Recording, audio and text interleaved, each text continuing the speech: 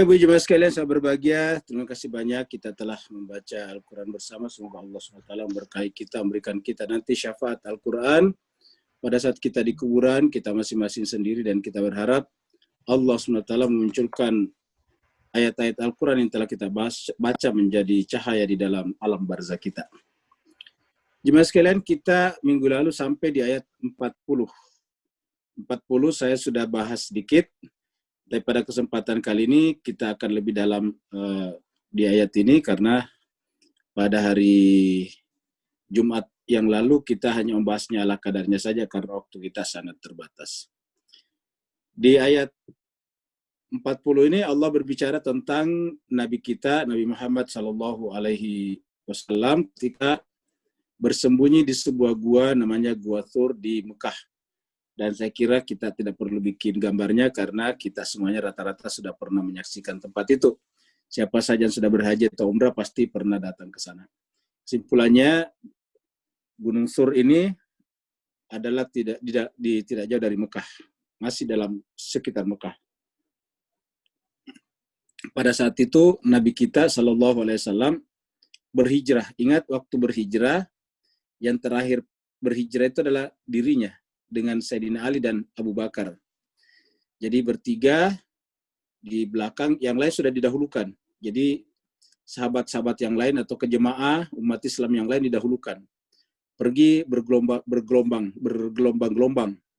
Dengan setiap gelombang tidak terlalu banyak supaya tidak kelihatan. Nah, akhirnya kemudian setelah Nabi hijrah, setelah mereka semuanya hijrah, lalu kemudian mereka orang-orang kafir Quraisy heran. Karena semakin lama, semakin sepi itu Mekah. Sehingga mereka memeriksa ternyata rumah-rumah yang selama ini dikenal sebagai pengikut Muhammad bin Abdullah, ternyata telah kosong. Jadi mayoritasnya sudah kosong. Akhirnya kemudian mereka berkata ini pasti perbuatan Muhammad. Akhirnya mereka mencari Nabi, lalu kemudian mengepungnya. Simpul cerita pada malam itu, kemudian ketika rumahnya dikepung, Nabi hanya berdua di dalam bersama dengan Sayyidina Ali bin Abi Thalib. Lalu kemudian Nabi mengatakan kepada Ali, wahai Ali, mereka sudah pada tidur, saya harus menyusul kepada mereka yang telah berhijrah. Kenapa mesti harus Nabi jemaah sekalian menyusul pada malam itu dalam keadaan sembunyi-sembunyi? Karena bayangkan kalau Nabi dibunuh, maka bagaimana dengan ribuan umat yang sudah sampai di Yastrib? Bisa menjadi objek pembunuhan juga, pembantaian juga. Kenapa? Karena pemimpinnya ternyata tidak ikut. Karena yang mereka jadikan sebagai jaminan berhijrah ke sana adalah benar-benar hanya Nabi saja, hanya Muhammad bin Abdullah sallallahu alaihi wasallam. Jadi tidak ada yang lain. Jadi kalau Nabi tidak pindah ke sana, dapat kita bayangkan kecewanya, sementara mereka pindah bukan untuk jalan-jalan, tapi memang untuk pindah tempat tinggal. Jadi barang-barang yang mereka bisa bawa secara sesuai dengan kapasitas transportasi mereka pada saat itu, mereka bawa. Maka kemudian Nabi meninggalkan rumahnya dan kemudian Ali menggantikan di tempat tidurnya. Besok paginya kemudian Al-Gojo menyerang masuk ke rumahnya dan heran karena yang ada di dalam selimut itu ternyata Sayyidina Ali bin Abi Thalib dan mereka tidak berani membunuhnya. Karena yang pertama memang sasarannya dicari, perintah daripada pimpinannya adalah Muhammad bin Abdullah. Akhirnya kemudian mereka mengejar, pasti Muhammad telah meninggalkan rumah tempat ini tadi malam. Akhirnya mereka kejar, Nabi di luar di perbatasan kota, janjian dengan Sayyidina Abu Bakar, lalu kemudian bertemu di suatu tempat, kemudian berjalan berdua. Setelah pagi sudah mulai datang, muncul, lalu kemudian di padang pasir atau di daerah yang tidak ada tumbuh-tumbuhannya tentu sangat gampang melihat orang yang berjalan dari jarak jauh. Lalu kemudian Nabi tahu kalau dia akan dikejar, maka kemudian mereka berdua kemudian naik ke atas gunung. Kita tahu yang namanya Gunung Thur itu tinggi tempatnya. Jadi naik ke sana untuk bersembunyi dari kejaran mereka. Tapi ternyata jemaah sekalian, dan menurut riwayat itu diperkirakan bukan hanya sejam 2 jam di atas, tapi ada yang mengatakan beberapa hari atau 1-2 hari. Lalu kemudian naik ke atas sana, lalu kemudian mereka menyusul, cari kemana-mana, dan dia memperkirakan juga karena tidak menemukan lagi Muhammad di perjalanan, sementara ini kan kelihatan dari atas gunung. Lalu kemudian mereka berpikir pasti Nabi bersembunyi. Pasti Muhammad bersembunyi. Akhirnya cari tempat persembunyian yang mungkin adalah di gua, dan mereka tahu bahwa di atas gunung Thawr itu ada gua. Maka mereka kemudian naik ke atas. Nah, sampai di atas sana ternyata apa yang terjadi? Ternyata sampai di atas sana bahwa gua itu telah bersarang laba-laba. Bersarang burung juga di depannya. Jadi dalam pikiran mereka ini tidak mungkin ada di dalam. Yang namanya gua pasti Bapak Ibu sekalian pasti gelap, jadi tidak kelihatan orang di dalam. Jadi dari luar tidak kelihatan di dalam karena namanya gua pasti gelap. Nah, pintu gua ada sarang laba-laba, ada burung yang bersarang, sehingga mereka menyimpulkan tidak mungkin ada di dalam. Karena kalau mereka ada di dalam, pasti rusak semua ini sarang laba-laba. Pasti tidak mungkin burung ini ada sarangnya di situ. Nah, jadi jemaah sekalian berbahagia, inilah caranya Tuhan memberikan pertolongan kepadanya. Jadi Allah bisa menolong hamba yang dicintainya, bisa dengan menggunakan alam, seperti contohnya laba-laba. Laba-laba kan sederhana. Laba-laba kita adalah makhluk yang paling lemah. Bahkan di dalam Al-Quran juga ada surat laba-laba, surat Al-Ankabut, yang disebut dengan selemah-lemah rumah adalah rumah laba-laba. Jadi laba-laba ini sangat lemah rumahnya. Kita lihat lebih lemah daripada benang. Kalau benang susah putus, kalau benang-benang laba-laba gampang sekali putusnya. Begitu juga dengan burung, burung juga seperti itu. Sarang burung juga kita tahu sangat lemah. Nah, jemaah sekalian, tetapi Allah menolong nabinya dengan cara seperti itu. Nah, maka kemudian ayat ini bercerita, surat At-Taubah ayat 40. Illa tansuruhu, illa jika tidak tansuru kalian menolong Nabi, huknya di sini adalah Muhammad. Qad nasarahullah, maka sungguh Allah telah menolongnya. Qad nasarahullah. Jadi kalau kalian tidak menolongnya, tidak ada masalah. Kenapa? Karena sebetulnya Nabi tidak membutuhkan pertolongan kalian. Kenapa? Karena namanya Nabi, ya utusan Allah, Rasulullah, Nabiullah. Maka kalau ada apa-apa, ya Rasulnya yang menolongnya. Kita lihat di sini. Qad nasarahullah, sungguh Allah telah menolongnya. Idh akhrajahul ladzina kafaru, ketika Nabi itu diusir oleh orang-orang kafir, diusir dari Mekah. Jadi Nabi berhijrah karena diusir, ingat, karena diusir. Tsaniyasnaini, pada saat itu dia salah satu dari yang dua. Tsaniyasnaini, dia yang kedua dari dua orang. Isnain itu dua orang. Jadi dia adalah kalau bahasa Indonesia salah satu dari yang dua. Kalau dia adalah yang kedua dari yang dua orang. Ya. Izhuma fil ghar, dari kita semua tahu yang satunya lagi adalah Sayyidina Abu Bakar. Ketika keduanya fil ghar, di dalam gua. Ini di dalam gua, fil ghar. Idh yaqulu li sahibihi, ketika dia berkata kepada sahabatnya, la tazan, wahai sahabatku, kamu jangan bersedih. Jadi la tazan, kamu jangan bersedih. Ya. Innallaha ma'ana, karena sungguhnya Allah bersama dengan kita. Di innallaha ma'ana, Allah bersama dengan kita. Fa'anzalallahu sakinatahu, lalu kemudian Allah menurunkan sakinatahu, ketenangan. Ya. Allah menurunkan kepada sakinatahu, alaihi, kepadanya. Ya. Wa ayyadahu, dan memperkuatnya, membantunya, bijunudin, dengan bala tentara, lam, yang tidak tarawna, kalian melihatnya. Sehingga apa yang terjadi? Wajah ala kalimatal ladina kafaru, dan dengan begitu Allah menjadikan kalimatnya orang-orang yang kafaru as-sufla, menjadi rendah. Ya, jadi kalimat bisa bermakna kalimat beneran, kata, ataukah prinsip, tipu muslihat. Tapi kita pernah bahas di beberapa ayat sebelumnya bahwa kalimat juga bisa bermakna orang, tokoh. Ya. Seperti Nabi bisa dikatakan kalimatuhu, ya. Yang bisa disebut dengan kalimat di dalam surat Al-Imran. Kemudian wa kalimatullahi, dan kalimat Allah. Jadi kalimat Allah hiyal ulia, yang paling tinggi. Jadi saya diartikan bahwa kalimatal ladzina kafaru, jadi tokoh pilihan orang-orang kafaru, orang kafir itu menjadi direndahkan. Sedangkan tokoh yang Allah pilih akan ditinggikan. Ya, bisa juga tadi adalah muslihat, tipu daya.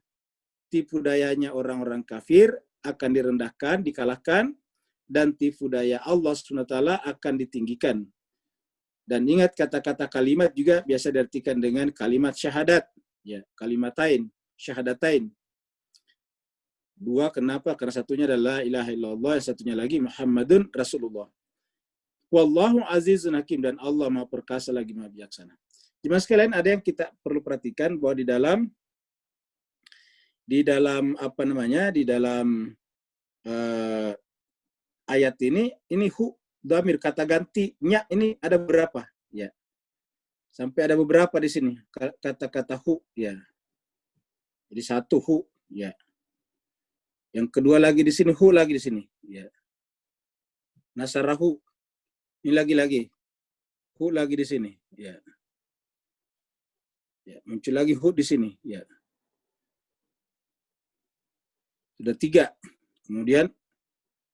Kemudian ini fil ghar idz yaqulu li sahibihi ini hi lagi, hu lagi di sini, ya. Hi itu juga dhamir. Dhamir artinya kata ganti. La tazan innallaha ma'ana. Fa anzalallahu sakinatahu, ini hu-nya juga, ya, ini hu juga. Ini dhamir juga. Alaihi, kemudian dhamir juga, ya, ini dhamir juga, ya. Kemudian wa ayyadahu, ini hu juga, ya. Jadi Bapak Ibu sekalian bisa perhatikan, ya. Jadi kata ganti orang ketiga hu namanya, orang ketiga tunggal berjenis kelamin laki-laki.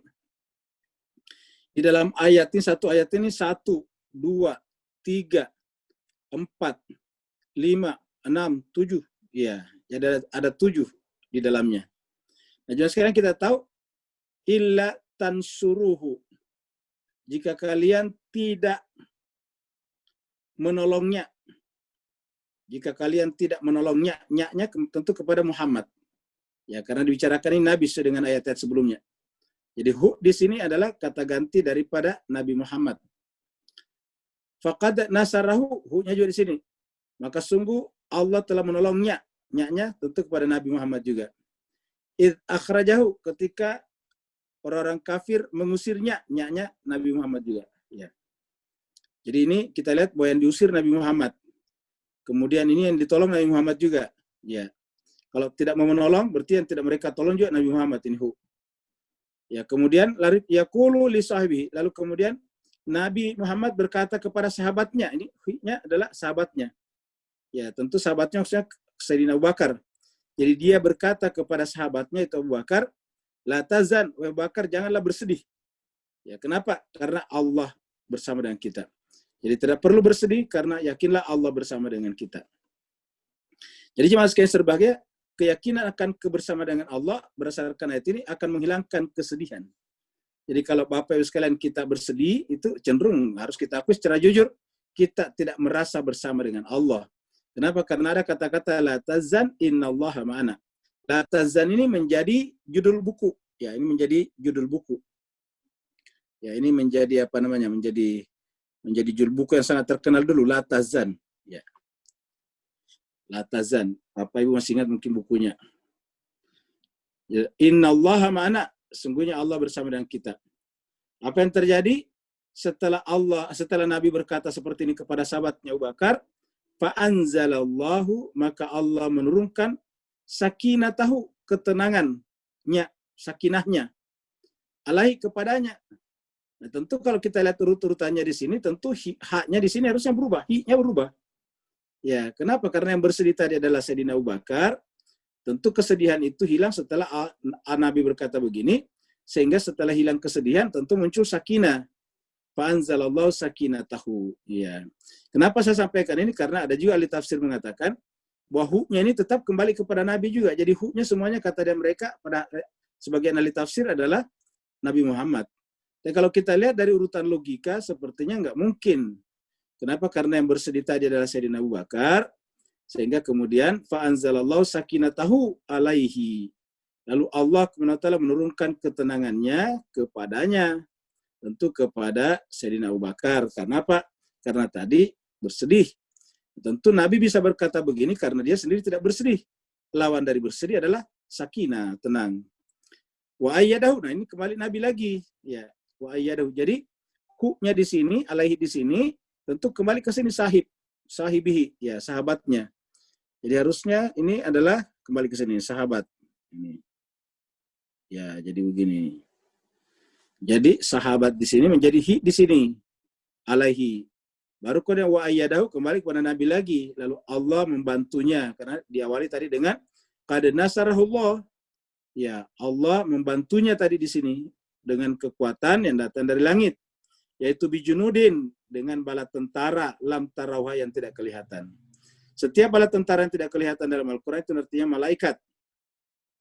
Bijunudin lam tarawha, dengan bala tentara yang kalian tidak melihatnya.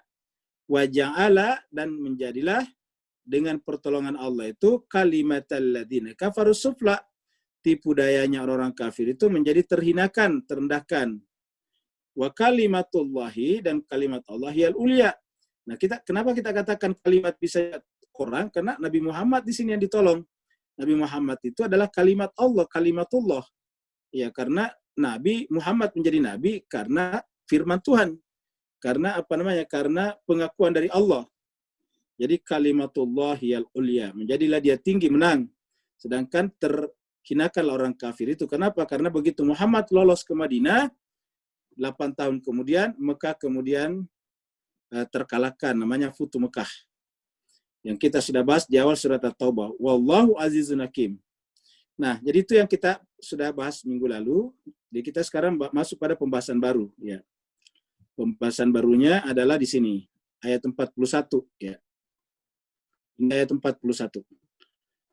Jadi sekarang infiru khifafa wa thiqala. Jadi tadi setelah selesai cerita Nabi Muhammad kita di di Gua Thur, lalu kemudian masuk lagi ke cerita tentang perang Tabuk. Ingat pembahasan kita awal bahwasanya surat At-Taubah itu turun di sekitaran perang Tabuk. Sekitaran artinya sebagian turun sebelum perang Tabuk, sebagian turun pada saat, sebagian turun setelahnya.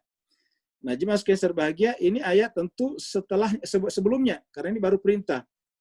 Infiru khifafan, berangkatlah kalian, khifafan dalam keadaan ringan, wathiqala, dan keadaan berat.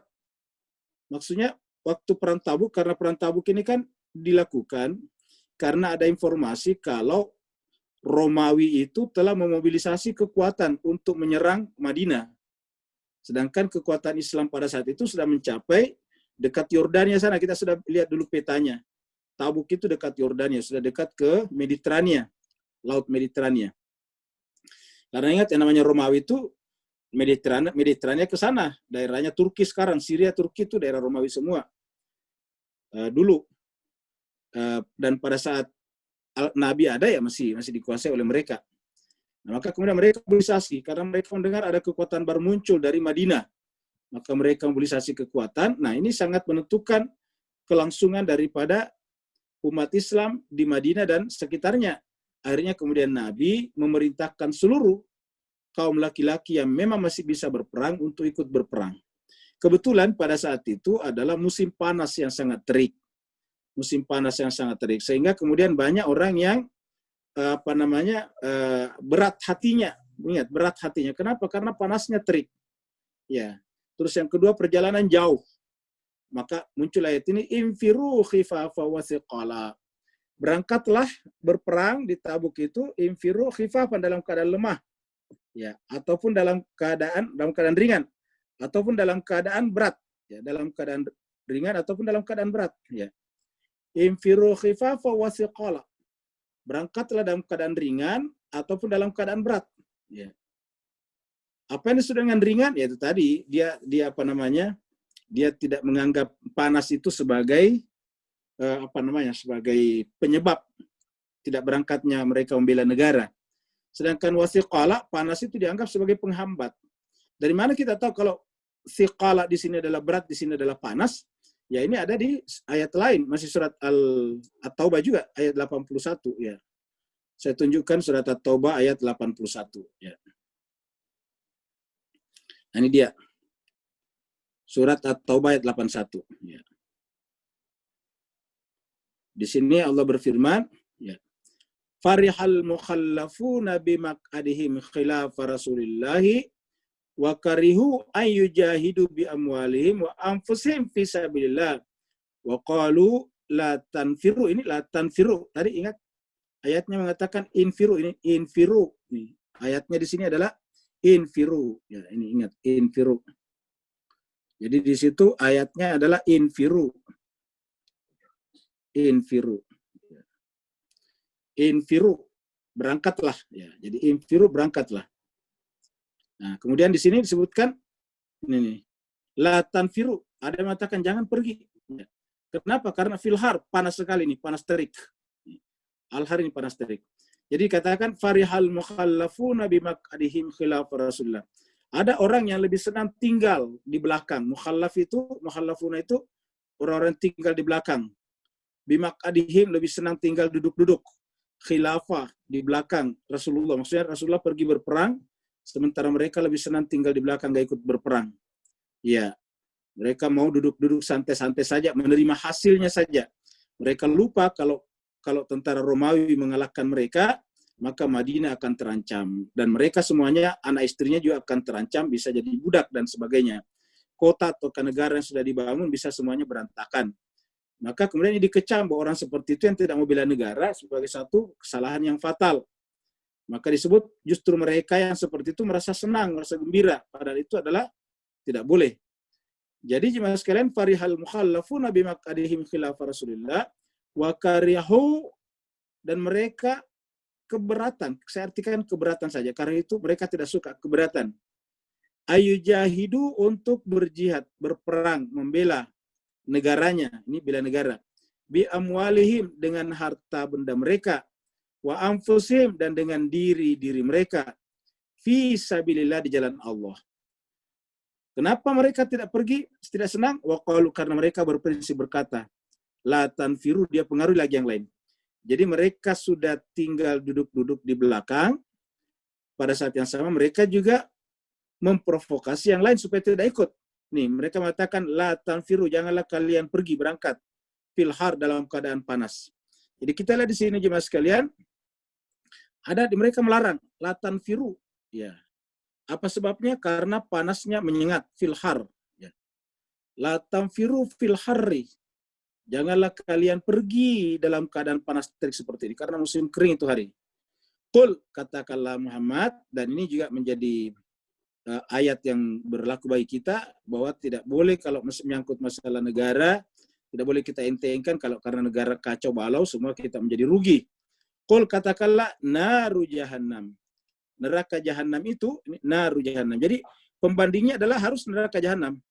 Kenapa? Karena kalau ternyata orang tidak membela negaranya, membiarkan hancur, jadi ternyata ancamannya neraka. Jadi urusan negara itu bukan urusan dunia, tapi ternyata urusan akhirat juga. Kenapa ini? Orang yang tidak mau ikut membela negaranya, kul, katakanlah naru jahannam. Neraka jahanam itu, ya, naru jahannam, asyaddu harra, itu adalah sekeras-kerasnya, sepanas-panasnya panas. Asyaddu itu terlalu harap panasnya. Jadi neraka jahanam itu jauh lebih panas lagi. Jadi kalau cuma panas di dunia, itu tidak ada apa-apanya. Jadi kalau panas di dunia, tidak ada apa-apanya. Kenapa? Karena panas di neraka asyaddu harra. Laukanu yafkahun, seandainya mereka paham. Ya. Jadi kepahaman ini tentu bagi mereka yang jiwanya terbuka melihat alam akhirat, seakan-akan melihat alam dunia. Tapi kalau tertutup hatinya melihat alam akhirat, ya tentu mereka tidak akan bisa mengerti seperti yang diinginkan oleh ayat ini. Adakah orang yang tertutup hatinya tentang akhirat? Ada, kalau pikirannya tentang dunia saja. Ketika pikirannya tentang dunia dan dunia, maka lupa kepada akhirat. Orang seperti ini tertipu. Kenapa? Karena selama-lamanya mereka menikmati dunia, pada akhirnya akan berakhir. Pada ujungnya akan berakhir. Ada endingnya, namanya kematian. Namanya kematian. Kematian itu pasti akan datang. Manusia umurnya cuma sekitar 60, 70, 80, dan seterusnya. Ya, di dunia ini cuma satu orang yang berumur 116 tahun, yang kemarin baru meninggal di Afrika. Itu pun cuma 116 tahun juga. Ya. Jadi artinya apa? Kita ini umur-umur yang sudah kepala 5, kepala 6, ya tidak lama lagi sebetulnya secara matematik, secara statistik. Oleh sebab itulah harusnya fokus perhatian kita ke akhirat. Karena benar-benar kalau kita sudah mati, Bapak Ibu sekalian, tubuh kita ini tidak akan dipakai lagi, dikuburkan, dimasukkan ke dalam tanah, dan kita tidak akan kembali hidup lagi selama-lamanya. Maka oleh sebab itulah, bagi mereka yang tidak mau berpikir tentang akhirat negara, katakanlah bahwa neraka itu lebih keras lagi panasnya. Dan kesimpulannya juga adalah bahwa urusan negara itu adalah urusan akhirat. Jadi mereka yang terlibat mengurusi negara, itu adalah orang-orang yang mulia di mata Allah SWT. Tinggal bagaimana mereka memperbaiki niatnya terus-menerus. Agar niatnya juga menghadap kepada akhirat. Jadi menjadi pegawai, menjadi polisi, tentara, itu sebetulnya adalah hal-hal yang mulia. Kenapa? Karena dalam rangka mengurus negara, ingat mengurus negara Bapak Ibu sekalian adalah berarti mengurus orang banyak.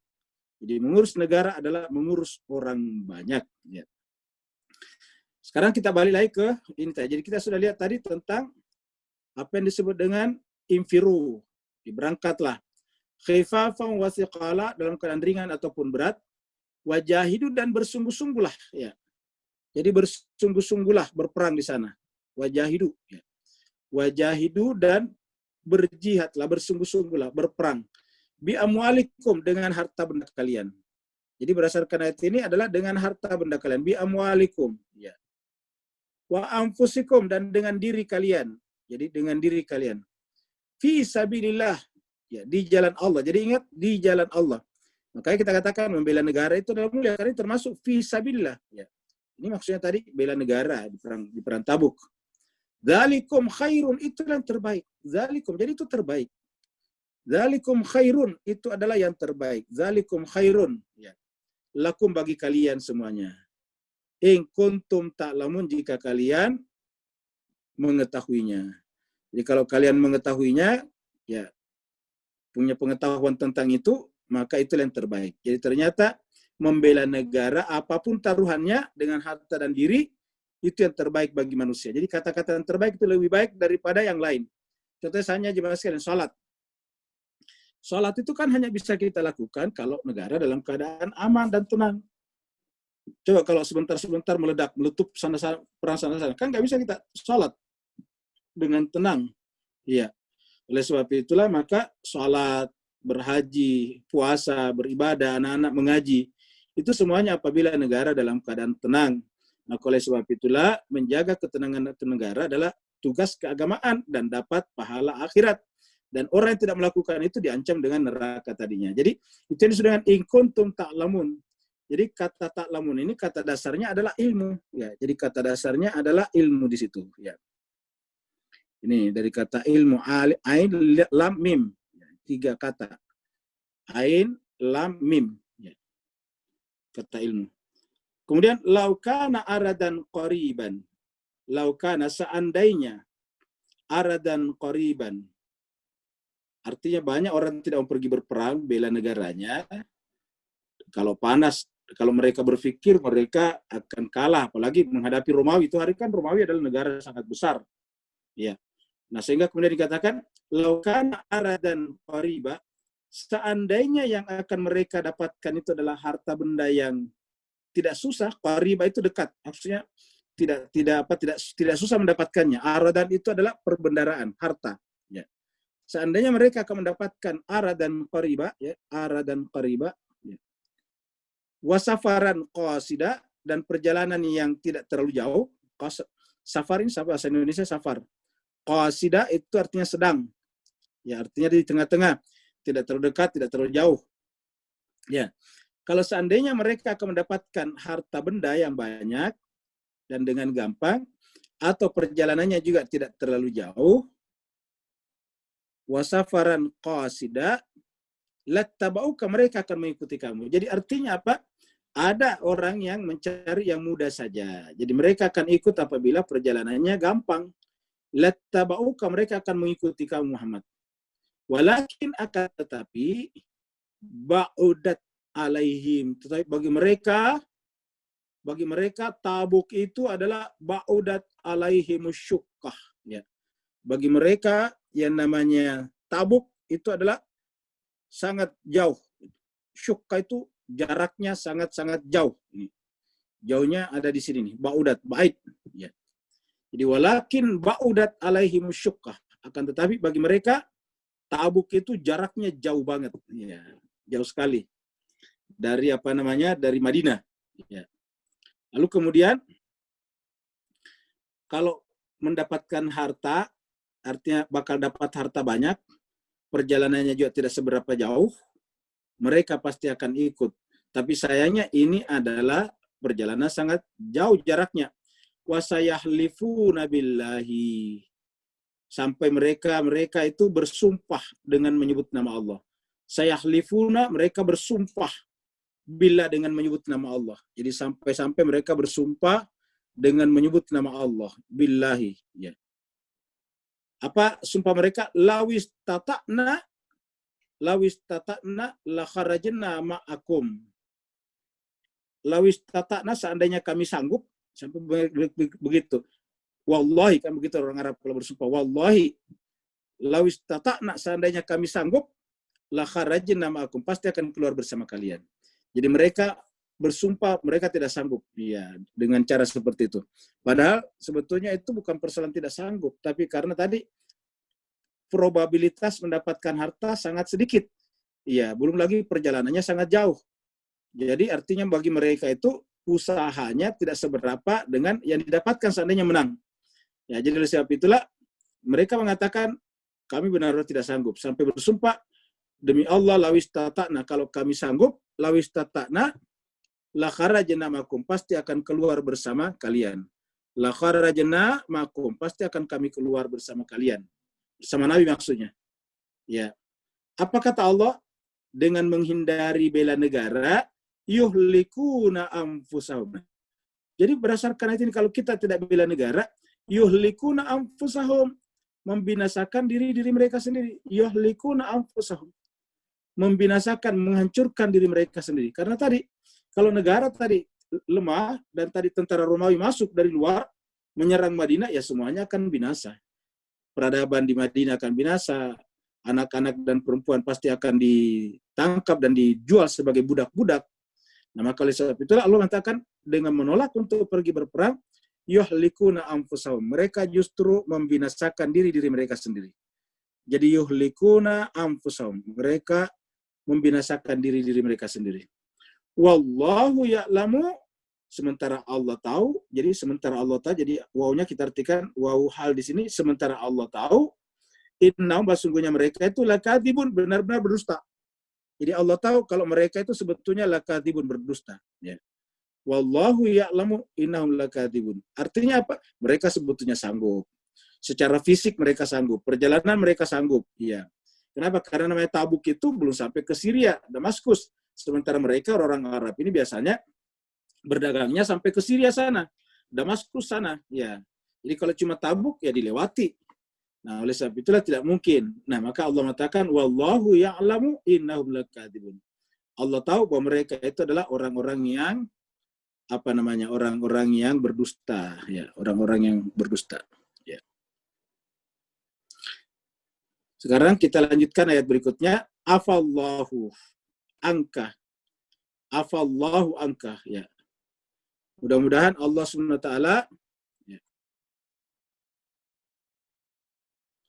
Jadi afallahu, mudah-mudahan Allah Subhanahu wa taala memaafkan kalian, ya. Afallahu anka lima adzinta lahum. Jadi Allah memaafkan anka padamu. Jadi artinya ini K-nya kepada Nabi, ini ceritanya. Afallahu, ya, Allah SWT memaafkan angka kaum Muhammad lima adinta, terhadap perminta izinan mereka lahum. Artinya ketika kau memberikan izin kepada mereka. Jadi artinya apa? Nabi memberikan izin kepada mereka karena ya mau diapain lagi, mereka tidak mau ikut. Lima azinta lahum hatta yatabayyana lakal ladzina sadaqu, sampai jelas bagi kamu tentang orang-orang yang benar, wa ta'lamal kadzibin. Jadi artinya apa?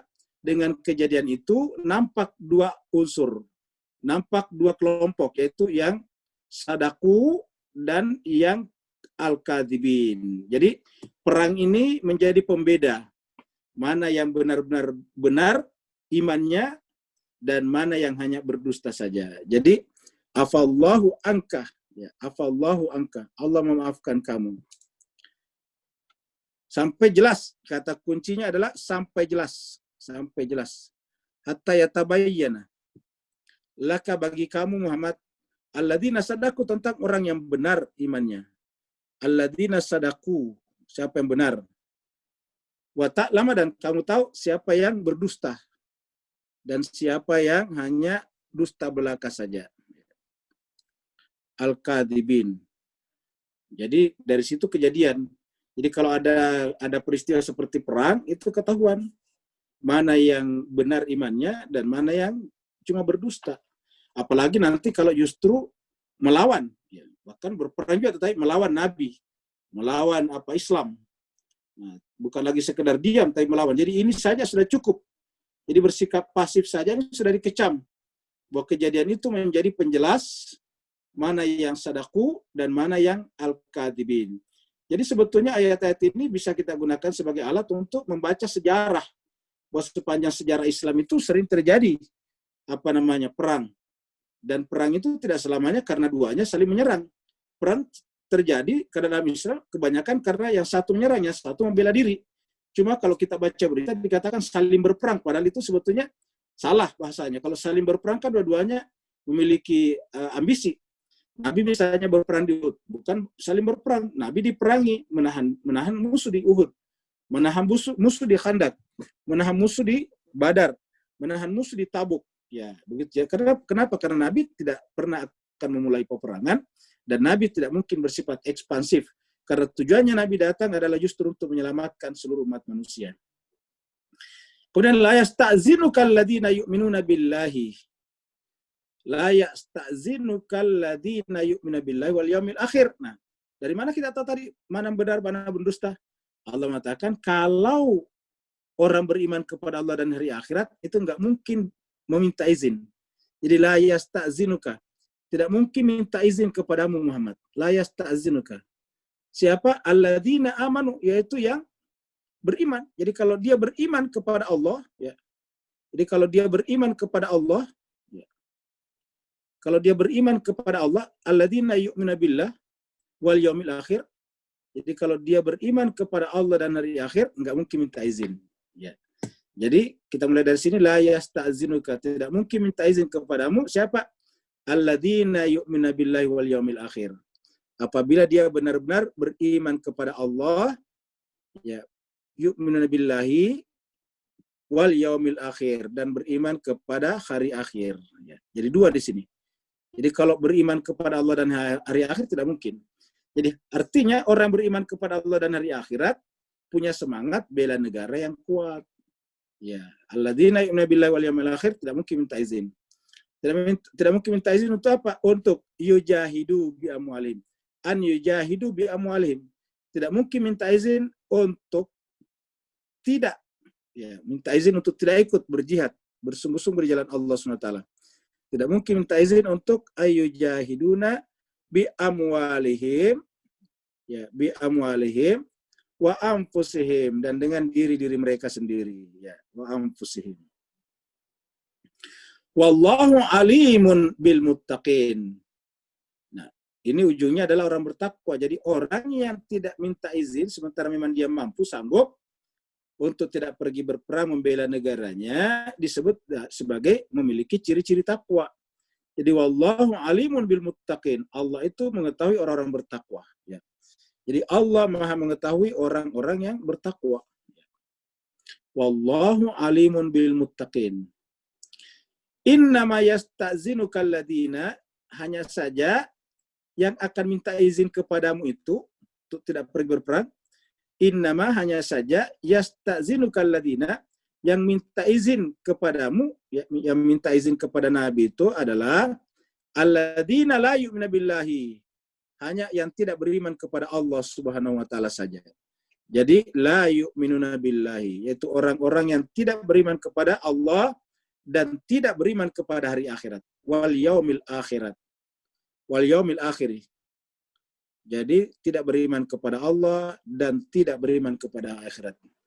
Wartabat qulubuhum.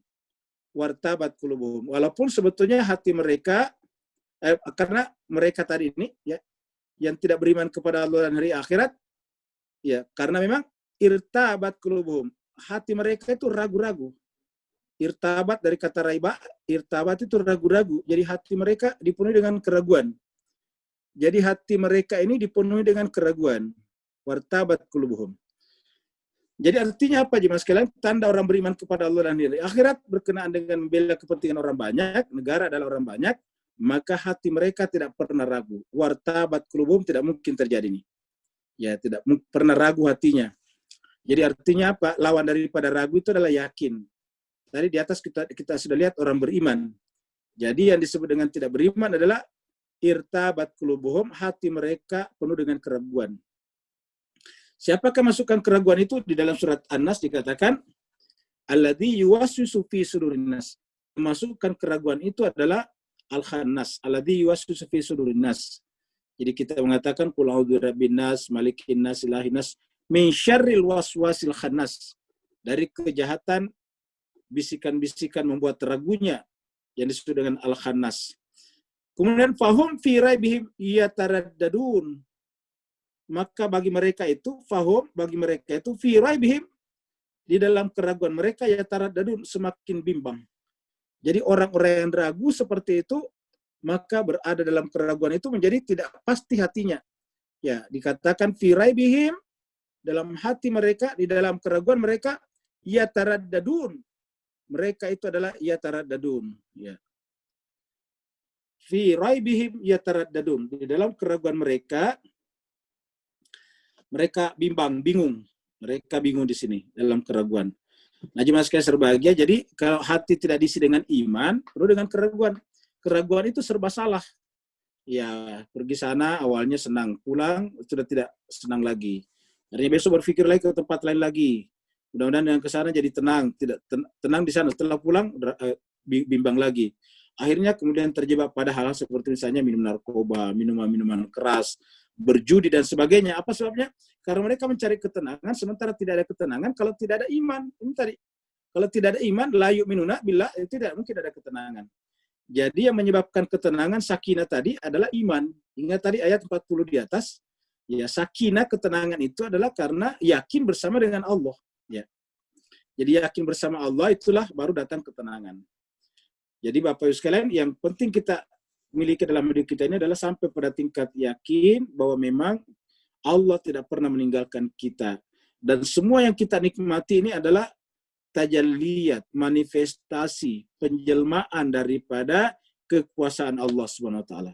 Tidak ada apapun yang ada di sekitar kita kecuali bahwa itu semuanya adalah representasi, perwakilan daripada Allah Subhanahu wa taala agar kita selalu merasa bersama dengannya. Walau aradul khuruja, dan seandainya mereka ingin keluar, maksudnya keluar pergi berperang, ya. Kalau memang mereka ingin keluar berperang, walau aradul khuruja.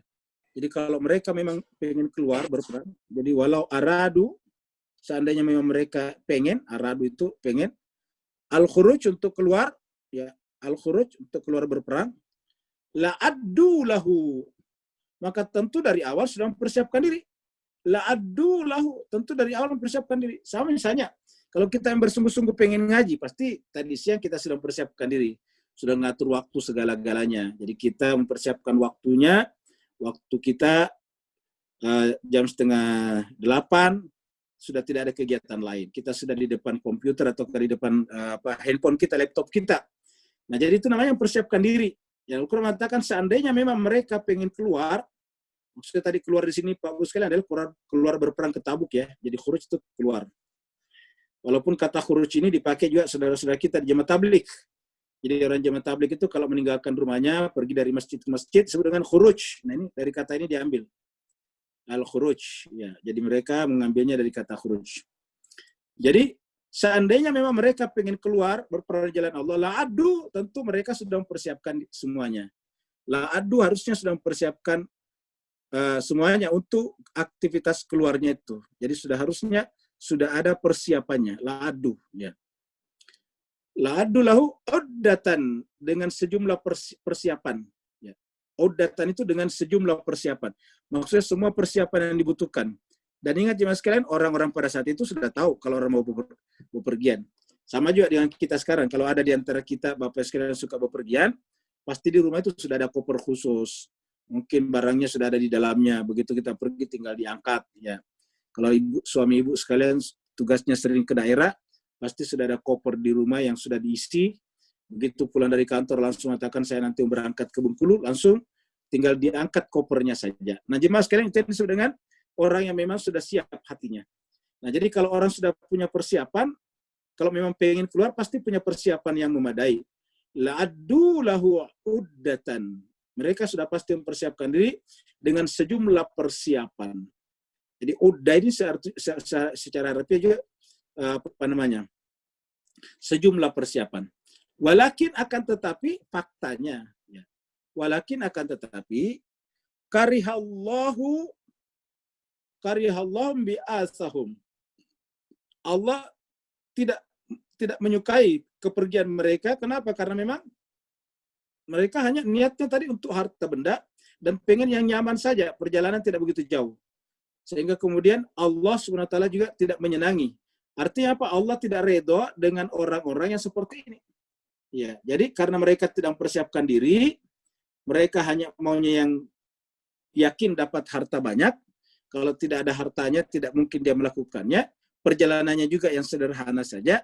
Akhirnya kemudian mereka tidak senang melakukannya dan Allah pun membalasnya dengan kata tidak senang juga. Karihallah. Jadi walakin karihallah. Akan tetapi Allah juga dengan cara seperti itu karihallah. Jadi Allah juga tidak senang dengan sikap mereka. Jadi walakin karihallah. Ya. In bi'asam akan keberangkatan mereka. Jadi tidak senang dengan keberangkatan mereka itu. Jadi tidak senang dengan keberangkatan mereka. Imbi asahum. Ya. Fasab batahum. Ya. Fasab batahum wakilak udu ma'al qaidin. Maka kemudian Allah menahan mereka. Melalui siapa? Melalui Rasul. Ya.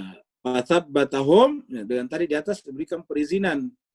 Karena memang percuma orang seperti ini kalau dia pergi, ya dia akan nanti membuat kekacauan dalam perjalanan, pasti jadi beban. Ya. Fathabbatahum dan kemudian membiarkan mereka untuk tetap tidak bisa pergi berangkat. Ya. Fathabbatahum wakila dan dikatakan kepadanya uq'udu ma'al qaidin. Tinggallah kalian bersama dengan orang yang tinggal, duduklah kalian bersama dengan orang yang duduk berpangku tangan. Jadi kita bisa artikan berpangku tanganlah kalian bersama dengan orang-orang yang berpangku tangan. Ya, bersenang-senanglah kalian bersama dengan orang-orang yang bersenang-senang. Ya. Jadi itu tadi ayat 46. Sekarang 47. Lau kharaju fikum, lau kharaju, seandainya mereka keluar fikum bersama kalian, ya mazadukum ini tidak akan menambah apa-apa juga, tidak menambah kekuatan. Jadi orang seperti ini seandainya mereka keluar, lau kharaju seandainya keluar, jadi lau kharaju seandainya mereka keluar, lau kharaju ya. Fikum bersama dengan kalian atau di tengah-tengah kalian, mazadukum tidak juga menambah kelebihan apa-apa. Jadi mereka tidak akan menambah kelebihan apa-apa ya. Jadi mazadukum tidak akan menambah apa-apa, kekuatan apa-apa. Illa kecuali khabala akan hanya melahirkan kerusakan. Bisa mempengaruhi yang lain nantinya kan kalau dia mengalami demotivasi. Setiap berbicara nantinya pasti juga bahasanya bahasa demotivatif. Ingat kalau ada orang yang tidak full heart, pasti nanti setiap berbicara cenderung mempengaruhi yang lain. Maka disebut di sini dengan hanya akan menimbulkan kerusakan saja, khabala. Ya. Jadi tidak akan menambah apa-apa illa khabala, kecuali hanya kerusakan saja. Wala auda'u, ya. Wala auda'u dan apa namanya? Dan mereka akan bergegas. Auda'u itu kelihatan bergegas maju. Lauda'u itu kelihatan agresif, bergegas maju. Lauda'u khilalakum di tengah-tengah, di sela-sela. Khilalakum itu di tengah-tengah. Jadi kalau ada sab, orang masuk di tengah-tengah sab namanya khilalah. Khilalakum, ya. Ya bagunakum fitnah. Nah, mereka akan bergegas masuk, jadi tidak menambah apa-apa kecuali kerusakan, dengan cara mereka bergegas masuk ke tengah-tengah umat Islam, jadi khilalah, ke tengah-tengah barisan, Tapi untuk apa? Ya berguna kumul fitnah, untuk menimbulkan fitnah saja, untuk membuat perpecahan di tengah-tengah umat Islam. Ya berguna kumul fitnah. Ya berguna itu mencari-cari hal yang menyebabkan terjadinya fitnah, kerusakan. Kita sudah terangkan sebelumnya, al-fitnah itu kerusakan. Misalnya perpecahan. Ya kepada kalau misalnya komandannya dari kalangan Ansar, dia datang menyebarkan isu-isu kepada orang Muhajirin. Masa kalian mau dipimpin sama Ansar? Kalian kan orang pertama masuk Islam. Kalau yang komandannya orang Muhajirin, mereka datang ke orang Ansar. Masa kalian mau dipimpin oleh orang Muhajirin? Kalian ini kan adalah penduduk asli di Madinah, Yastrib. Nah begitulah seterusnya. Ya bagunakumul fitnah.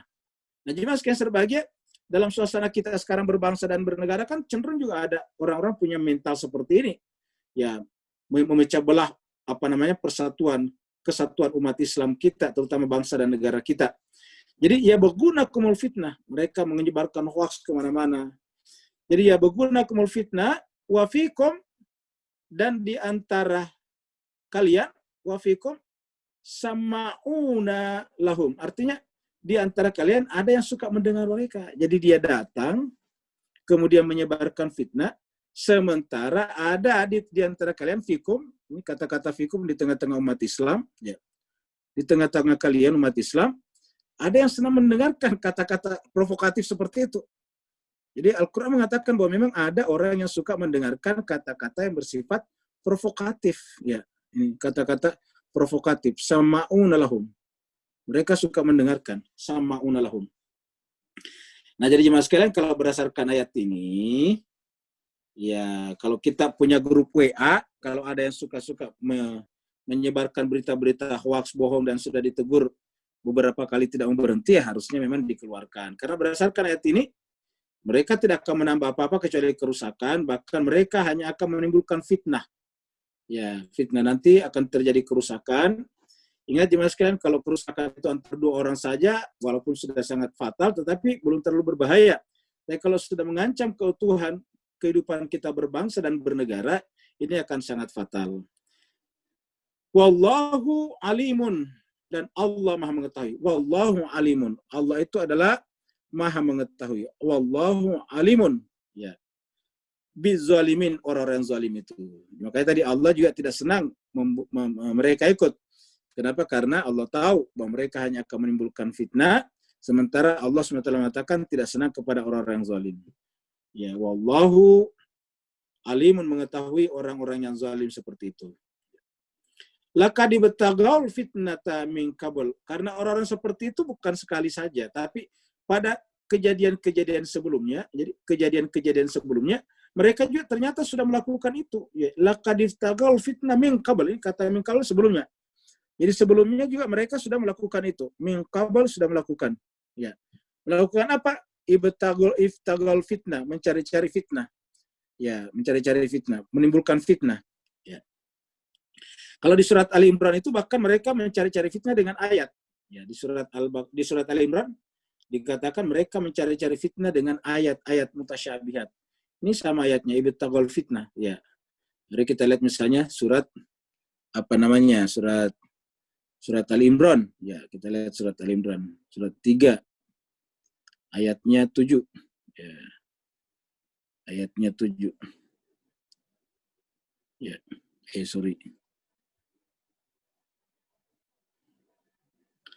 Ayat 7. Ya. Ini dia. Nah, huwallazi anzala alaikal kitaba minhu ayatun muhkamatun hunna ummul kitab wa ukhra mutasyabihat. Jadi kesimpulannya Al-Qur'an itu jenis ayatnya ada dua. Ada ayat muhkamat dan ada ayat mutasyabihat. Nah, famal ladzina fi qulubihim zaigun, adapun orang yang di dalam hatinya ada penyakit, ya. Fi qulubihim zaigun, ya. Jadi di dalam hatinya ada penyakit, ya.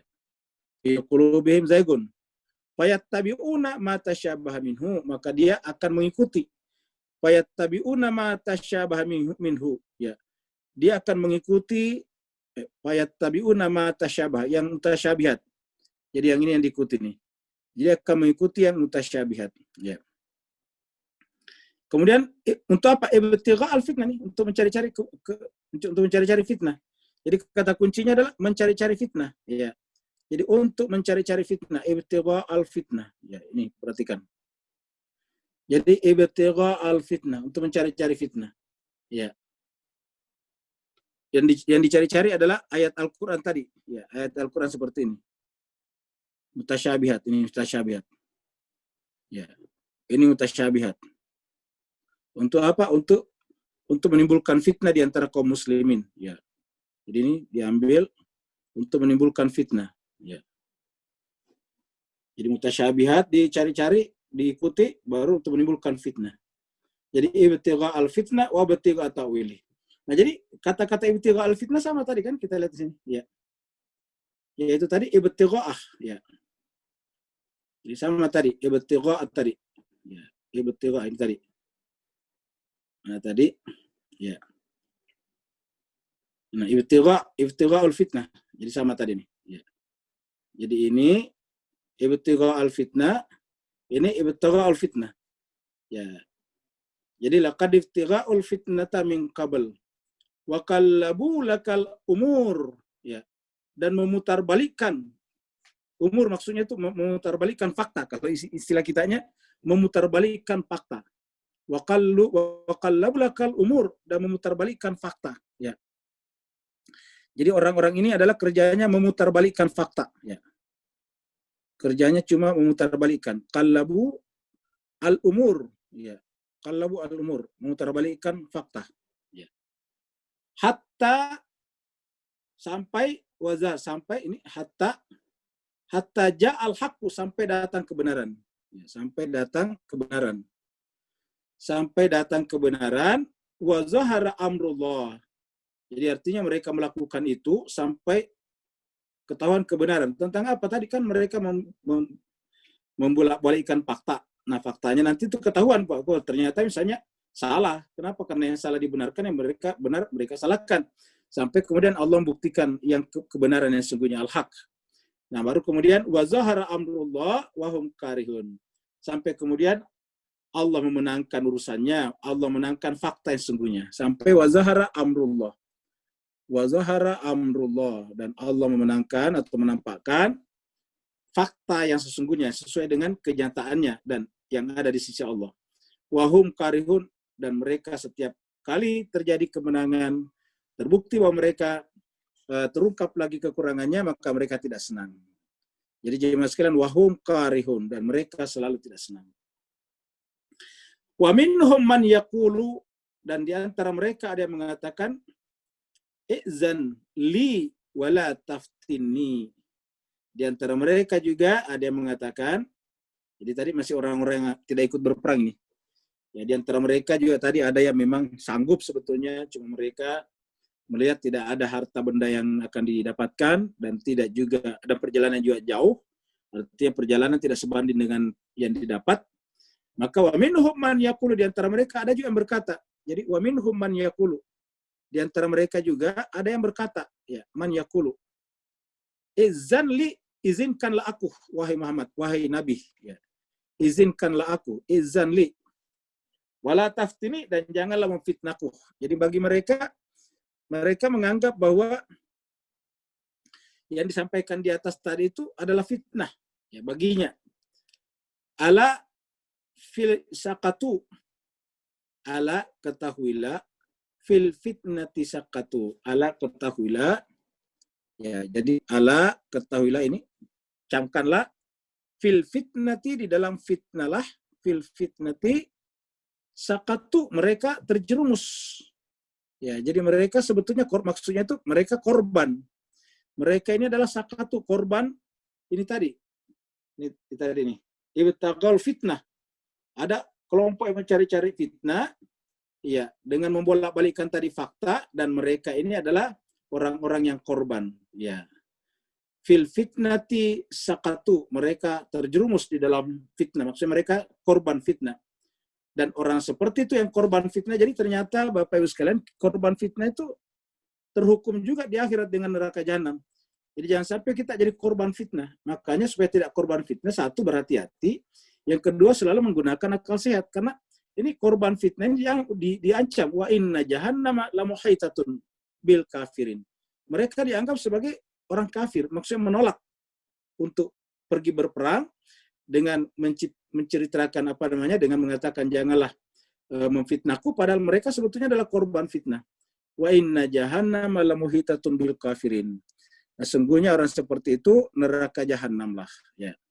Neraka jahanam lah tempatnya orang-orang yang seperti ini, bil kafirin.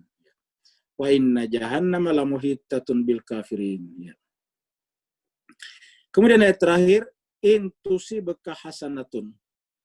Intusi bekah hasanatun, kalau Nabi mendapatkan kemenangan, intusi bekah hasanatun. Jika kamu mendapatkan hasanah, maksudnya hasanah di sini kemenangan, ya.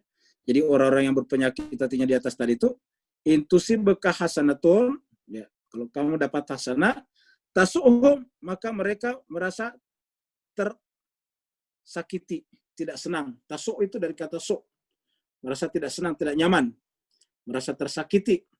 Wa intusi bekah musibatun, tapi kalau dapat musibah, misalnya kalah, ya.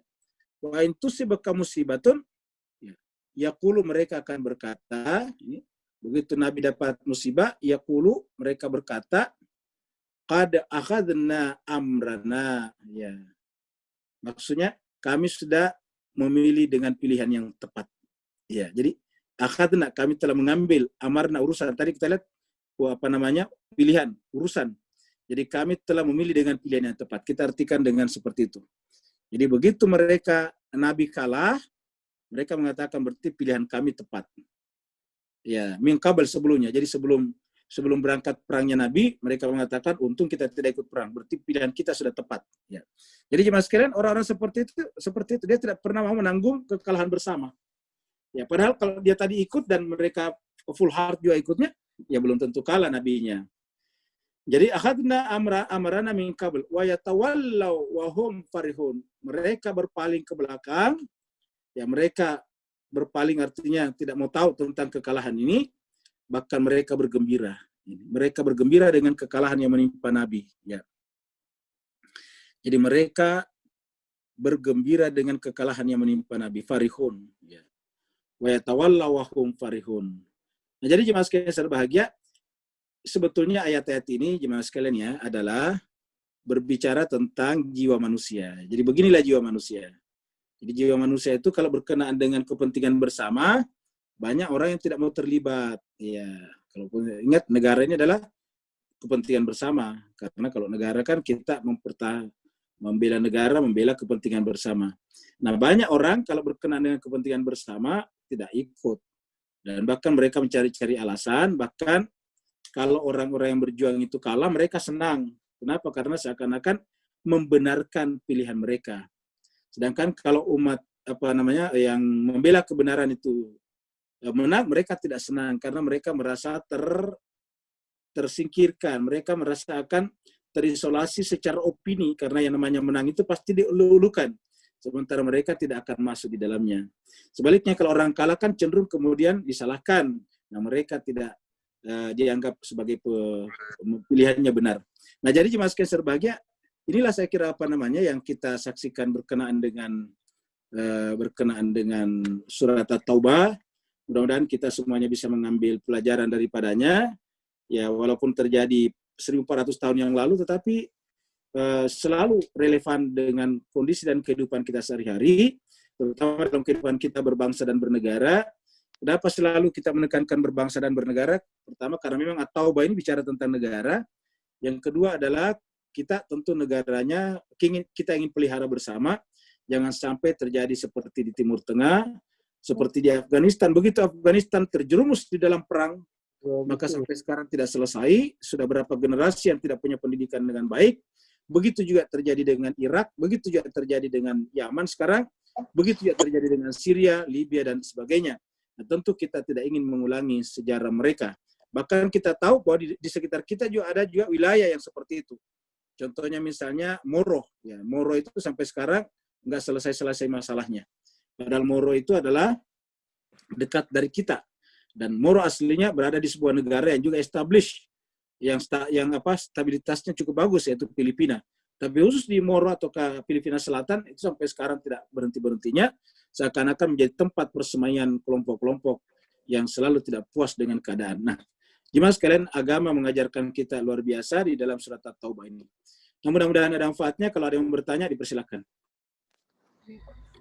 Assalamualaikum warahmatullahi wabarakatuh. Waalaikumsalam warahmatullahi wabarakatuh. Ada pertanyaan di chat Ustadz dari Pak Ridwan. Iya. Salam Ustadz dan Bu Dokter. Oh ya, salam kembali Pak Ridwan. Mau tanya tentang penghargaan Allah pada seorang aparatus negara dalam pembelaan negara. Apakah ini berlaku untuk semua manusia non-Muslim atau warga negara yang tinggal di negara yang bukan negara Islam? Demikian. Jawabannya, ya udah itu ya, terus lagi. Udah itu Ustaz. Ya, jawabannya iya berlaku. Ya, jadi berlaku. Jadi kalau kita menjadi warga negara dimanapun juga, kita wajib membela negara kita. Karena kalau tidak ya kita jadi pengkhianat namanya, sementara itu tidak dikehendaki dalam agama kita. Jadi dimanapun kita berada, kita wajib membela negara kita. Tetapi ingat jemaah sekalian, di dalam negara itu sendiri, dalam bernegara bukan melawan negara lain, dalam negara itu sendiri, kita dianjurkan atau bahkan wajib bagi kita untuk menolak memilih pemimpin yang memilih kepada rakyatnya atau kepada manusia. Ya seperti contohnya kalau kita ada di Amerika misalnya, kita melihat ada pemimpin yang suka memerangi negara lain, tentu harusnya kita tidak memilihnya. Makanya itulah sebetulnya kelebihannya demokrasi. Karena demokrasi itu artinya apa? Selalu ada pilihan bagi rakyat untuk mengganti pemimpinnya yang dianggap zolim atau dianggap tidak baik. Kenapa? Karena dalam kehidupan berbangsa dan bernegara, negara itu yang paling utama. Pemimpin bisa berganti-ganti. Tapi upaya penggantian pemimpin harusnya tidak boleh mempengaruhi negara. Maksudnya negara tetap harus utuh. Negara harus tetap stabil. Makanya harusnya demokrasi itu harus dipahami secara baik sehingga kita melahirkan demokrasi yang dewasa. Demokrasi artinya apa? Semua pihak berlapang dada untuk menerima menang dan menerima kalah. Sehingga kemudian negara tidak perlu ikut mengalami kekacauan, karena setiap kekacauan akan melahirkan kemunduran ekonomi, dan setiap kemunduran ekonomi akan berdampak paling pertama adalah kepada masyarakat paling kecil. Gitu. Ada lagi pertanyaan berikutnya? Ya, saya Ustadz mau nanya. Ya silakan. Berkali-kali sejak kita tadabbur Quran dari surat Al-Fatihah, saya menyimak bahwa Allah selalu menyuruh kita berjihad dengan harta dan diri. Nah, ya. Kalau harta kan sudah jelas ya Ustaz. Kalau diri itu berarti maksudnya jihadnya itu bersungguh-sungguh atau dengan dengan ilmu atau bagaimana Ustaz? Oh iya, terima kasih. Jadi kita harus bedakan dulu dua hal. Jadi yang ada berkenaan dengan Darul Harb dan ada Darussalam. Kalau Darul Harb, suasana perang ya. Kalau kita bicara suasana perang dulu ya, kita bikin di sini. Jadi keadaan itu ada dua. Ya, keadaan ada dua. Keadaan ada dua. Yang pertama adalah damai. Yang kedua adalah perang. Ya. Nah, dalam keadaan perang dulu kita bicarakan. Dalam keadaan perang, kita sudah bicarakan tadi bahwa kalau kita berperang membela apa sih sebetulnya? Jawabannya sederhana, membela negara. Karena negara itu komunitas. Nah, cuma membela negara itu masuk dalam ranah keagamaan. Yaitu artinya agama mewajibkan orang membela negaranya. Membela bangsa dan negaranya, membela komunitasnya, membela masyarakatnya. Itu kondisi perang. Nah, dalam kondisi perang seperti ini, semua orang yang masih layak untuk ikut, nah, kata masih layak itu kan seperti misalnya laki-laki, kita sudah bahas dulu sebelumnya, ya memang laki-laki yang umurnya memungkinkan untuk masih berperang, ya kalau dia masih anak-anak dan kemudian sepuh, itu kan tidak sudah dikecualikan pada surat pembahasan kita sebelumnya. Nah jadi artinya di surat-surat sebelumnya maksud saya, jadi perang ini bagi mereka yang yang cocok, yang memenuhi syarat. Nah, pada saat mereka berperang, dia harus siap berkorban harta dan jiwa. Apa artinya harta? Yaitu tentu pendapatannya tidak seberapa karena namanya berperang. Artinya seperti contohnya kalau kita di Indonesia ada perang, ya tentu gajinya tentara kita tetap sama dengan ketika sebelum perang. Sementara ketika dia pergi berperang, sangat mungkin mengalami penderitaan di sana. Ya, dan seterusnya. Kemudian yang kedua adalah dirinya sendiri harus ikut. Ya, itu dalam perang. Nah, sekarang dalam keadaan damai. Bagaimana dalam keadaan damai? Kalau dalam keadaan damai, ya tentu apa aktivitas yang memungkinkan mengikutkan diri dan harta, yaitu belajar, terutama belajar. Kenapa? Ayat pertama muncul Iqra, jadi belajar ini. Belajar harus dengan diri, ya. Harus dengan harta, ya. Jadi harus dengan harta. Jadi artinya kalau kita lihat di sini jemaah sekalian ya, kita mencari harta dan menyehatkan diri dalam rangka belajar kalau dalam Islam, ya. Jadi ini adalah dalam rangka belajar. Belajar. Dan belajar ini dalam agama, ingat, tidak mengenal umur. Cuma sistem sekolahan aja itu membuat kita sedikit agak kikuk. Kenapa? Seakan-akan usia sekolah itu hanya sampai umur 23 tahun. Selesai S1 seakan-akan sudah selesai atau selesai S3. Padahal agama mengatakan, ingat, dalam Islam kita itu menuntut ilmu itu dari buayan sampai liang lahat. Jadi ingat, makanya menuntut ilmu dalam Islam itu lebih luar biasa daripada sistem sekolahan. Ya. Nabi mengatakan bahwa menuntut ilmu itu talabul ilmu minal mahdi, utlubul ilma minal mahdi ilal lahdi. Tuntutlah ilmu sejak dari buayan sampai ke liang lahat, sampai liang lahat. Nah, makanya ayat pertama Iqra, bacalah.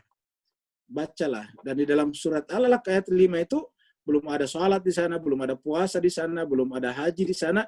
Yang ada hanya suruh belajar, dan Allah menempatkan dirinya sebagai guru di situ. Iqra bismi rabbikal ladzi khalaq, khalaqal insana min 'alaq. Iqra wa rabbukal akram alladzi 'allama bil kalam. Siapa itu alladzi 'allama bil kalam? Yaitu Rabbukal akram, Tuhanmu yang Maha Pemurah. Apakah pemurahannya Tuhan? Alladzi 'allama, yang akan terus mengajari kita. Jadi kalau kita sebetulnya belajar, berarti kita siap menerima ilmu dari Tuhan. Jadi Tuhan itu sebetulnya adalah gurunya para guru. Ya. Setiap guru itu hanya perantara Tuhan saja. Karena di situ dikatakan Iqra wa rabbukal akram alladzi 'allama bil qalam. 'Allamal insana ma lam ya'lam. Jadi mengajarkan apa yang tidak diketahui manusia. Jadi dengan demikian yang belajar ini adalah pekerjaan yang tidak boleh berhenti. Makanya kalau kita di majelis taklim kita ini, kita sangat apresiasi karena banyak di antara kita yang sudah berusia tapi masih terus-menerus semangat belajar. Dan itu yang paling penting. Karena siapa yang terus belajar sampai, mohon maaf, meninggal dunia, dia dihitung sebagai mati syahid yang tinggi, lebih daripada mati syahid seperti misalnya tenggelam di laut atau terbakar. Ya, karena itu berakhir dengan sedang berjuang. Itulah perang dalam damai, perang dalam damai. Kalau tadi itu perang dalam perang, ya. Perang dalam damai itu adalah belajar. Dan kita tahu jemaah sekalian, penyebabnya sekarang negara-negara besar dengan gampang menguasai negara lain karena belajar. Karena mereka lebih banyak menguasai pengetahuan. Mereka menguasai teknologi, mereka menguasai ilmu pengetahuan. Jadi oleh sebab itulah, kalau ingin membuat dunia ini semakin baik, membuat semua orang semakin terpelajar. Ya, jadi belajar dengan diri, kan? Kalau belajar harus dengan diri. Ya, dengan harta kita. Misalnya kita, seperti yang kita sudah pernah bicarakan, ya tentu kalau kita mau nge-zoom seperti ini harus kita siapin kuota internet kita. Kita juga harus punya handphone yang memang cocok untuk nge-zoom. Kita dan seterusnya, itu pokoknya pasti ada unsur harta di sana. Ya, ada listrik yang harus menyala untuk menerangi kita. Pokoknya harus ada unsur harta di sana sesedikit apapun, dan dengan diri kita sendiri. Jadi begitu, dokter. Ada lagi yang lain? Silahkan Bapak Ibu yang mau bertanya. Assalamualaikum Ustaz. Waalaikumsalam warahmatullahi wabarakatuh. Jadi Ustaz, bela negara dalam kaitannya menjaga ketenangan, keamanan berbangsa dan bernegara ini perkara wajib Ustaz ya? Betul. Artinya setiap umat harus memahami betul ini tentang pengertian bela negara ini Ustaz. Betul. Itu yang pertama Ustaz. Yang ayat 42, 43, 44 ini menggambarkan di sekeliling Rasulullah SAW ada kelompok-kelompok yang munafik, yang ikhlas, ya, yang munafikun, kira-kira begitu Ustaz ya. Mohon penjelasannya Ustaz. Ya. Nah, jadi cuma sekarang dikatakan Pak Adi tadi benar, yaitu kita lihat di sini bahwa sebetulnya bela negara ini paling penting. Karena negara ini kan ibaratnya wadah ya. Nah, kemudian apa aktivitas pertama dalam wadah itu? Belajar. Jadi aktivitas utama manusia itu sebetulnya adalah belajar. Ya. Jadi aktivitas Aktivitas utama manusia versi Islam ini adalah belajar. Ya, belajar. Nah, untuk belajar kan tadi butuh harta benda, maka kemudian butuh bekerja. Jadi bekerja muncul nomor 2 sebetulnya. Mencari nafkah lah kalau bahasa lainnya. Bekerja mungkin terlalu kasar, kita pakai mencari nafkah. Ya. Jadi mencari nafkah, ya, dalam rangka ke sini. Nah, untuk 2 aktivitas ini, mencari nafkah dan belajar, ini butuh wadah. Ya. Ini tidak bisa kalau tidak ada wadahnya. Harus ada cawannya. Ya. Namanya negara. Kan ini tidak bisa orang cari nafkah kalau tidak ada negara, tidak bisa orang belajar kalau tidak ada negara. Jadi aktivitas utamanya manusia ini sebetulnya, karena inilah yang pertama turun Iqra. Dalam Al-Quran juga dikatakan alladzi 'allama Adam. Jadi pertama kali Allah memperkenalkan Adam dalam Al-Quran, langsung ilmu, wa 'allama Adam, mengajarkan Adam. Maka kemudian ini butuh namanya wadah. Nah, wadahnya itu, ini wadah. Sama dengan kalau kita membangun rumah tangga harus ada wadahnya. Ya. Wadahnya inilah yang disebut dengan negara. Ya. Jadi wadahnya inilah disebut dengan negara. Ya. Jadi negara ini adalah wadah untuk mengakomodasi kegiatan ini. Nah, semakin bagus 2 aktivitas ini, semakin maju negara. Jadi negara itu kan cuma diukur dengan 2 sebetulnya secara garis besar. Tingkat pendidikannya bagus, kemudian tingkat pertumbuhan ekonominya bagus. Cuma itu yang sudah negara maju. Tidak disebut negara maju apabila cuma pendapatannya baik, tapi rakyatnya pendidikannya rendah. Kan bisa saja negara kelihatan kaya karena ada ada hasil bumi yang dijual, tapi pendidikan masyarakatnya rendah. Iya.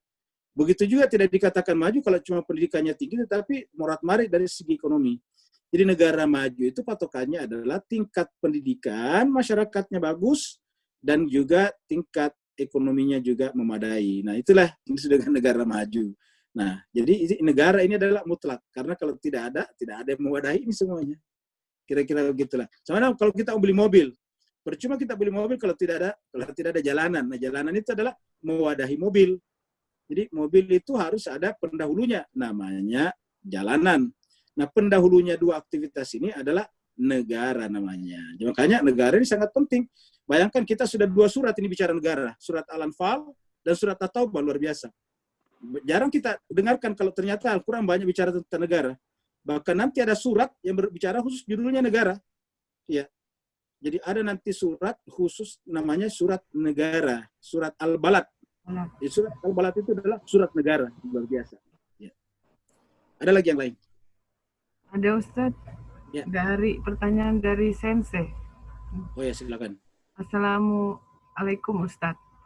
Saya ingin tanya soal membela negara. Apakah ikhwan kita yang bersuara di sosmed menghadapi suara para kelompok yang ingin merusak sistem negara kita dari dalam, bisa dikatakan bahwa mereka itu termasuk membela negara? Jika cara mereka dalam hal ini adalah ikhwan kita salah, hal apa yang perlu dilakukan untuk mencegah pemikiran-pemikiran mindset radikal dari dunia sosmed sekarang ini? Demikian Ustaz pertanyaannya. Terima kasih banyak. Jadi jawabannya iya. Jadi ingat yang namanya perang tadi itu, ini perang kita bicarakan di atas, ini sebenarnya terakhir ini. Perang itu ketika tidak ada lagi pilihan lain. Jadi perang ini adalah terakhir ketika tidak ada pilihan lain. Nah, makanya tindakan-tindakan mulia sebelum perang itu diantaranya adalah mencegahnya. Mencegahnya dengan apa? Dengan edukasi tadi di sosmed. Jadi kalau kita di sosmed itu menyampaikan hal-hal yang lebih rasional, bernegara dengan cara yang baik, dan seterusnya itu justru termasuk bela negara sebetulnya, dengan cara seperti itu. Apalagi sekarang dunia kita dunia sosmed. Makanya juga kita katakan bahwa peranan badan intelijen negara, setiap negara itu penting. Karena namanya peranannya badan intelijen negara itu kan mencegah perang sebetulnya. Jadi tujuannya setiap badan intelijen negara itu adalah mencari, mengikuti pihak-pihak kelompok-kelompok yang sekiranya bisa mengancam keutuhan negara. Jadi mencegah namanya. Jadi karena kalau sudah terlanjur perang ini berat. Kalau sudah terlanjur perang ini benar-benar kerusakan. Jadi sebab itulah semua institusi, semua lembaga, semua juga warga harusnya mencegah perang ini dengan caranya masing-masing. Kalau dia guru mengajar dengan baik, mengajarkan semangat kepersatuan dan bela negara kepada muridnya. Kalau dia di sosmed, dia aktivis sosmed misalnya, atau kayak YouTuber misalnya, atau kayak influencer, maka dia menggunakan profesinya juga untuk mengademkan suasana sehingga orang-orang yang cenderung merusak negara itu mereka satu teredukasi atau kalau tidak teralienasi pendapatnya, terasingkan pendapatnya. Jangan jadi mainstream. Karena kalau sudah pendapat yang ingin merusak negara jadi mainstream sudah sangat berbahaya. Ya, jadi harus diusahakan agar mereka tidak mainstream. Jadi harusnya setiap kita menggunakan kemampuan kita masing-masing untuk melakukan itu. Nah, jemaah sekalian, apa cara yang paling tepat dilakukan untuk mencegah tadi terjadinya radikalisme dan sebagainya? Ya, lagi-lagi aktivitas belajar yang positif. Jadi ini jawabannya ada di sini. Nah, kita berharap jemaah sekalian berbahagia agar materi-materi yang ada di dalam sekolah ini bagus, dan saya secara pribadi sangat apresiasi pemerintah seandainya mewajibkan pelajaran logika sejak dari SD. Jadi sejak SD itu diwajibkan logika, karena dengan belajar logika itu orang berpikir rasional, tidak mungkin bersifat destruktif. Jadi orang diajarkan ilmu logika dengan tingkatannya masing-masing sejak dari SD, SMP, sampai nanti perguruan tinggi. Supaya apa? Supaya orang yang lulusan-lulusan sekolahan ini bersifat rasional, jangan bersifat destruktif. Ya. Karena kalau kita lihat tidak sedikit orang yang berpikir radikal destruktif itu adalah orang-orang yang berasal dari sekolah-sekolah, bahkan ada dari perguruan tinggi yang bagus. Jadi menurut saya ini adalah belajar ilmu logika. Yang kedua adalah harusnya belajar juga, kalau dia Islam, terutama di pengajian-pengajian lagi ini, itu belajar tafsir Al-Quran secara berkesinambungan seperti kita ini. Jadi jangan pelajari hanya agama sepotong-sepotong, karena ini banyak sekali disalahgunakan, karena belajar Al-Qurannya sepotong-sepotong. Nah, orang-orang yang punya kepentingan merusak itu agama, Al-Quran juga bisa dipotong-potong untuk disalahgunakan. Ingat, setiap yang namanya verbal, setiap yang namanya pernyataan itu bisa dipotong dan kemudian disalahgunakan, termasuk Al-Quran sendiri. Makanya kita lihat tadinya bahwa ada orang-orang punya penyakit dalam hatinya, mencari-cari, mengikuti, menggunakan ayat-ayat mutasyabihat, ibtigha al-fitnah wa ibtigha ta'wilih, untuk menimbulkan fitnah dan mencari-cari takwilnya. Jadi yang seperti ini harus kita cegah dengan cara kita masing-masing sesuai dengan profesi dan keadaan kita masing-masing. Kira-kira begitu. Yang berikutnya lagi kalau ada. Ya. Berikutnya dari Mbak Sinta, Ustaz. Ya. Maaf, baru bisa join. Ya, tanda ayat 47, Ustaz. Tampaknya selalu ada bahaya orang-orang seperti itu dalam setiap pasukan atau kegiatan. Misalnya di satu proyek pekerjaan. Apa yang harus kita lakukan mencegah orang-orang seperti itu masuk pasukan kita? Demikian, Ustaz, pertanyaan dari Mbak Sinta. Oh iya. Saya kira jemaah sekalian berbahagia, pertama ya, kalau orang itu ada di dalam tim kita, ya kita sebut tim kita saja. Ya kalau orang seperti ada dalam tim kita, ya tim, ya, tentu tidak susah, tidak gampang maksudnya. Kalau dalam tim kita itu tidak gampang, tidak sesederhana yang kita pikirkan untuk mengeluarkan mereka. Apalagi kalau dia mereka adalah bagian daripada perusahaan kita, atau misalnya kegiatan di kantor kita. Ya, apalagi kalau yang bersangkutan juga lebih lama dari kita, atau lebih senior dari kita, atau mungkin juga lebih tinggi pangkatnya dari kita, maka tidak mungkin. Maka menurut saya, salah satunya adalah dengan mengedukasi, mengeliminir semangat itu. Dengan seharusnya di tim itu sering-sering melakukan kegiatan-kegiatan training motivasi. Kan sering ada tuh training motivasi. Jadi dibikin training motivasi untuk memperbaiki, ibaratnya itu mereparasi ya hati mereka. Nah, jemaah sekalian berbahagia, dan diantara nanti kegiatan-kegiatan motivasi itu adalah selain yang bersifat motivatif seperti memberikan dorongan-dorongan bekerja dengan tim dengan baik. Nah, diantaranya juga dengan agama seperti ini, bahwa ya apalagi kalau yang bersangkutan orang beragama, bahwa perbuatan seperti itu ancamannya neraka. Ya, ancaman seperti itu neraka, seperti kita lihat dalam Al-Quran tadinya. Jadi kita harus tunjukkan bahwa perbuatan mereka itu tidak hanya salah di dunia, tapi juga salah menurut Allah, dan nanti akan ditimpakan hukuman nanti di akhirat. Seperti itu. Nah, kalau seandainya semua cara-cara itu telah dilakukan, nah saya kira suatu saat kita eliminir dengan cara yang halus. Misalnya, kalau sedang bentuk tim baru, ya tidak perlu masuk lagi. Kita bikin catatan-catatan tentang yang bersangkutan, Sehingga nanti kalau ada proyek berikutnya, harusnya kita mutasi ke tempat lain yang cocok. Karena mungkin dia tidak jahat, tapi mungkin dia tidak cocok di situ. Ya, kita pindahkan ke tempat yang cocok dengannya. Kira-kira begitu. Terima kasih banyak sih udah bergabung. Hebat ini Sinta, sudah ngambil 2 barokah.